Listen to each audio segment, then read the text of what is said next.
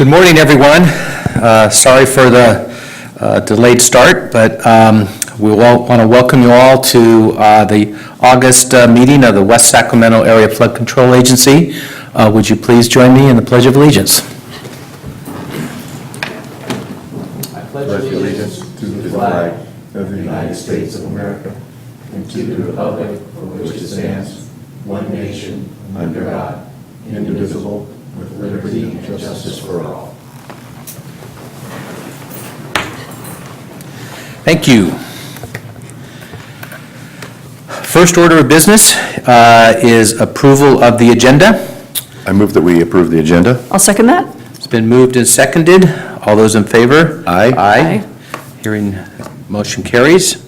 Public comment on matters not on the agenda. Is there anyone in the audience that wishes to speak on said items? Seeing none, we'll move forward to approval of the July 18th, 2019 minutes. I move that we approve the minutes. I'll second that. And the fact that I was not there, it looks like you had a fun time, but I will... We missed you. It was fun. All those in favor? Aye. Aye. Opposed? Motion carries. A report out on closed session. The board did meet in closed session to confer with legal counsel regarding anticipated litigation, which is identified on the closed session agenda, and the board took action to deny a claim filed under the Government Claims Act by ACOM. Thank you. Item 5, review of monthly year-to-date revenue and expenses. Good morning, members of the board. I'll be reporting out on the revenue and expenses for the month of June of 2019. In Fund 870, the beginning balance was approximately $9.4 million. There was an adjustment with our special tax assessment, and $70,000 was deducted from our revenue source. Expenses were $1.7 million, with the majority of that, specifically $1.3, was transferred to Fund 871, our CIP fund. The ending cash position for 870 was approximately $7.6 million.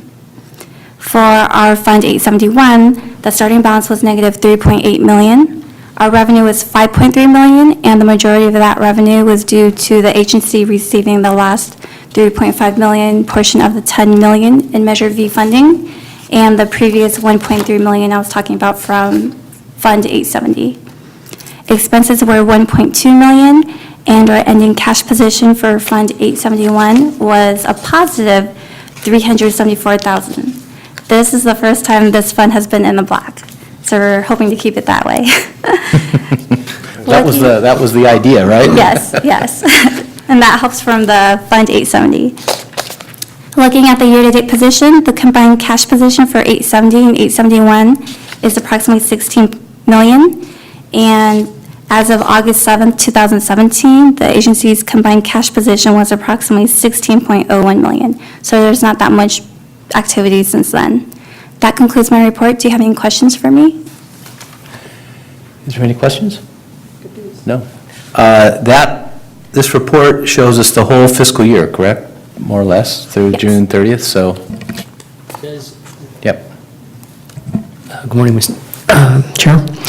It does show the end of the year. The books will close. I think staff is planning to close the books with the receipt of the last property tax installments and the allocation of those revenues, and then they'll be closing the books. So there may be some adjustments to the year-end numbers, but they're pretty much closed for the year. Okay. Thank you. Next up is consent items. We have 3. Is there any comments or questions on any of them? I have some questions on number 7, please. Okay. Okay. Let's go ahead. Go ahead. All right, this is the consideration of the execution of sales and purchase agreement for surplus soil. I just have a couple questions. Of course, $1.08 is a great price for this amount of soil. So I think my questions are about the other costs that will be related to this. So it's not, it pertains to this item, but a little bit tangentially. So do we know the cost of transporting that much. I was trying to figure that out last night. Is it like 33,000 loads? Or I don't know the cost of transporting this to the restoration site. 'Cause I think I calculated 40,000 loads. 40, okay, I was trying, I sat there last night, I was trying to look at what because I think that while something could be really inexpensive, there's other costs that come in to bear, and so I just wanted to go in eyes wide open, and were there any other options considered? I also know that I-5 is going to be having major work on it, so. Yeah, like Tom said, for 600,000 cubic yards, at 15 cubic yards per truckload, we're looking at about 40,000 40,000, trips. okay. But other options, not really, because, the material that we've tested at the site is suitable for ball restore. In terms of cost, it all varies depending on when we're going to haul the material, whether it's during the day when we have traffic, and then, like you said, I-5 project is starting up and there'll be delays for that. So we're evaluating that right now. But ballpark-wise, just to transport and restore the sites, right now we're looking at between 8 million to 12 million, depending on when we haul and the delays we encounter and whatnot. And then, of course, there's we're in discussion with Civil Grove in terms of potential impacts to the roadway. There might be some cost there, not a whole lot. I saw that too in the agreement. And then we haven't heard from Caltrans whether they're going to be hitting us for any cost for, hauling on Interstate 5 into into West Sacramento. And then, of course, we still got to work with the city if there's any impacts there, for cost for, to the roads there. So right now, estimate cost to haul is roughly between 8 to 12 million, depending on the plan and the timing of the haul. Okay. And this is the best option we have for this. Right now, it's the best option for the material that'll meet our needs. Okay. Just want to make sure. Sure.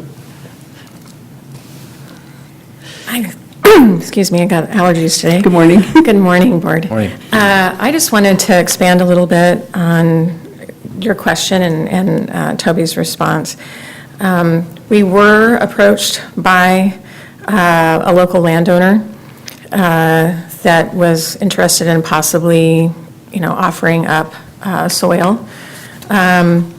It wasn't quite the right type that we needed. And also, that would require excavation. Even though there would be shorter hauling and things like that it would require WSAFCA to design the grading, the excavation, do the excavation, which doing that then opens up a much more robust environmental that would need to be done, including it would also involve the core review at that point, and going back through a Section 106 cultural resources. Okay. So when we looked at some of those factors, it had the potential to add 3 years onto the process, roughly, given what we know of the Section 106 process. And it also had the potential, we don't know when we go digging, sometimes we can find things, and then that can cause further delays and further expenses. So there were some other considerations made. Okay. And This is the best option. This soil is clean. We don't have any of that Section 106 obligation. And it's $1.08. Yeah, it's $1.08. Okay. But we do have the hauling. The hauling and some of the issues that coincide with that. Okay. So. Okay, I really appreciate the extra background. Thanks. Well, I think I'll add to this, at least from my reading of it, we're not committed to take the dirt, and we just have a time frame where it's available to us. If another opportunity arose of stockpile dirt or people, we could look at that. So it's, I guess I would say that whatever environmental review that supplemental review we're doing there is, if we can, make note of that, so if an opportunity arises, perhaps we only take half the dirt that we thought we were going to get from there.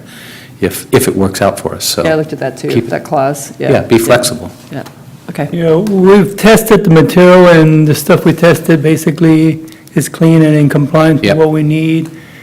And this agreement basically locks up the 600,000 cubic yards so that nobody else can take it until we decide we don't want it. I mean, I talked to the representative at SRCSC yesterday, and they said the Corps was looking for 300,000, and I guess we're locking this 600,000 up. There's no more available that they're ready to, you know, commit to. So 600 was taken by the rail yards, and we're taking the other 600 that's available from that Eco Water project. Very good. Okay. Very good. I think it's a good Thanks. move. Let's see. Item 8, consideration of responses to the Yolo County jury.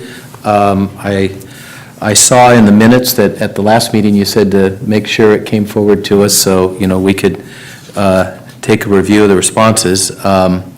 Does anybody have any comment on those? I think the staff responses that were drafted are very well done. Thank you for the work.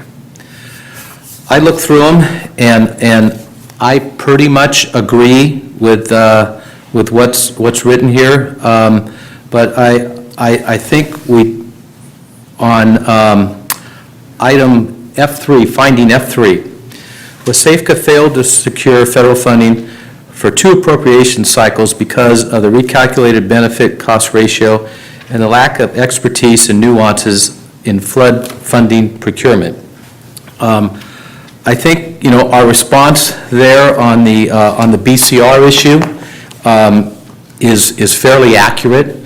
That was something we knew from the very beginning was a hindrance for us, and I think we worked as efficiently and, you know, quickly as we could to rectify that. So whether that affected us in 2 appropriation cycles, probably, but it was something that we were addressing.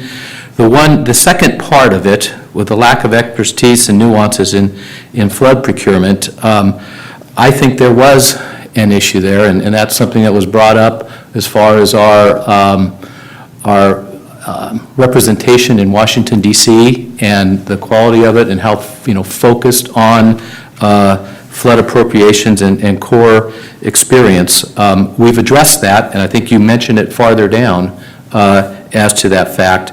But, you know, these folks at the grand jury, I mean, did a lot of work on this. You know, they probably heard from a lot of different people and trying to punch this together. They didn't get the story completely right from those of us that lived it. But I think their comment about, you know, not obtaining more experienced work back there in Washington, D.C.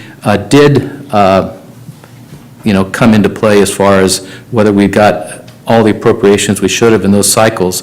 And I think we should acknowledge that in our response and say that we have corrected it. And I think we did mention that in the recommendations down below, but our F3 response saying we disagree with the findings, I think we partially disagree with the findings. So if I may, Chair Ramos, I think I hear what you're saying, and if we were to modify this to read partially disagree with, and then keep the BCR discussion the way it is, with respect to the nuances of flood funding procurement, we could refer them to the response in the R4, the recommendation, where we brought on the additional resources. Okay. And so that may be a relatively easy way to make sure that we address your comment, and it's a fairly straightforward process for staff to take your recommendation and Adjust the response. and adjust it accordingly, yeah. Okay. Does that It's good. comfortable Makes with sense, us? Yeah. And Tom, good for you for raising this issue years ago about lack of representation. So I'm glad we're on the right track now. Okay. Everyone, okay. Then I would propose that we accept the consent agenda with the revision to the grand jury response. Is there a second? Is that a motion? I'll Yeah, that's a second- I'll motion sec- for the Okay, I'll consent second agenda. the motion, or the Okay. motion. All those in favor? Aye. Aye. Opposed? Hearing none, motion carries. On to WSAFCA project updates. Thank you, Board. I'll just go over a few of the items in your report. On real estate services for the Southport project, we are down to the final few for the final accounting packages, and so we're getting near the finish line for completing those transactions and being able to close out real estate. As far as construction goes, for borrow restore, there was a little bit of discussion regarding the ACO Water Project and use of material. There is a supplemental EIR notice of preparation out right now. We held the public scoping meeting last night. It was well attended by staff, but not so much the public. So we will be moving forward with now preparing the draft, and then to get that out on the street for either a 30 or 45-day public review period. So that'll be the next step with that. And we can incorporate some of the board's comments that were raised today when we draft that supplemental EIR.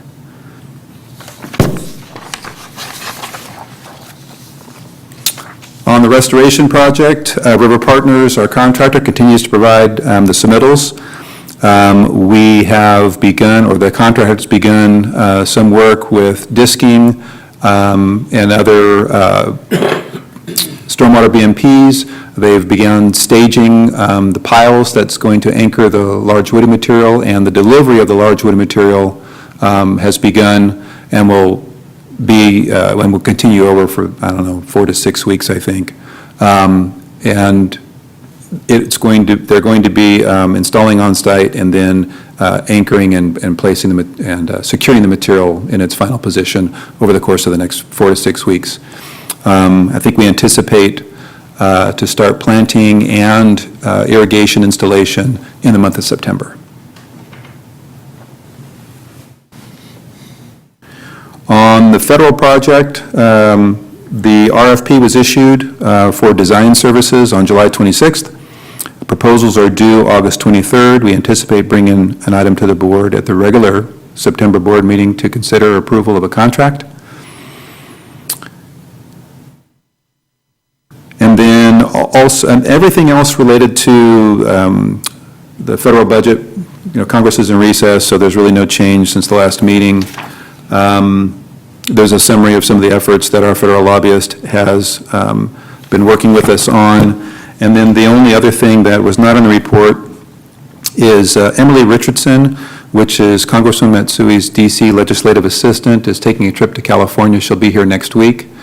We have a meeting with her next Tuesday, early in the morning, where we'll give her a briefing on the project, introduce her to staff and other interested, city manager, the community development director, who have not had a chance to meet her before, and then we'll give her a tour of the Southport project following that briefing. So if any of the board is interested in meeting with Ms. Richardson next Tuesday morning, that's at 8 o'clock, let me know and I'll forward an invite to you.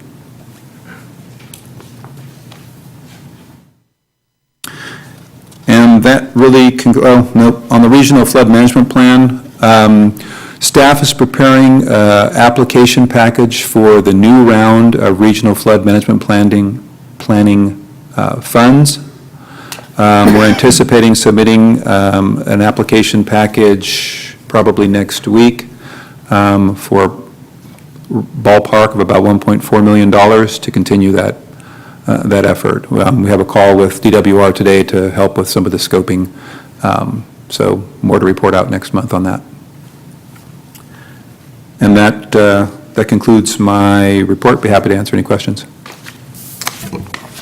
Questions? If you think it would be helpful to have, I can go on Tuesday and change something. If you think it would be helpful, if it makes it more complex, either way. So I'll leave it to you. I'm happy to join the meeting. I think it's completely at the board's discretion.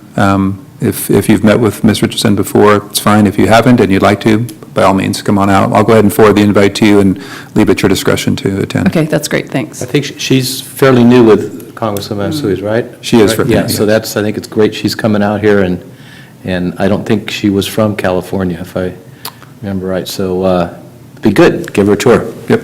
Yep. Okay, director's comments. None for me this month either, so we are adjourned. Thank you, everyone.